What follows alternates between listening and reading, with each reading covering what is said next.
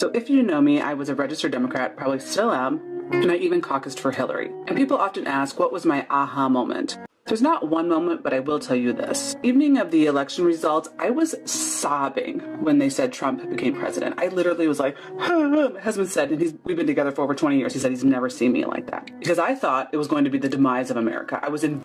Now, what she just said there was a common thread for people who voted for Hillary. But the so what here is about what she's about to say. You had to hear this because I was saying this from day one. Embarrassed that the American people picked him as our president and he represents us as Americans. Thought America was going to implode. I was so afraid. And then about a year later, a year and a half into his presidency, I was looking around, I'm like, things aren't as bad as I thought they were going to be. I had this conversation with many people maybe 2 or 3 years in. Has your life gotten worse? Are things negatively affected?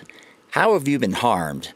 And all of them will refer to tweets, but none of them had any real concrete evidence. And why, you may ask? Because they were sold that from above. The media had one candidate in mind, and they got more clicks by saying Trump, bad man, other people, saviors, than they did by being positive. Positivity doesn't sell, my friends. In fact, they were actually better than they were with the previous president. And so my eyes started to open and I started to do a little more research and I started to question things. And now, a year into this presidency, it's exactly what I thought was going to happen when Trump was president. Our country is imploding. We've never been more divided. It has everything to do with the current administration.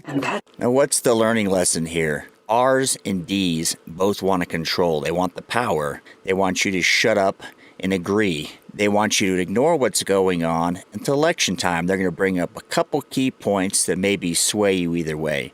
Most people are one-issue voters. They don't care about what's going on. They just have one thing in mind. But ultimately, as we're seeing now, the most important things to, I would say, the majority of Americans are, how is it affecting your wallet? How is it affecting you? When it starts affecting your pocketbook and the price of eggs doubles, people get a little pissed. Irony. Party of logic.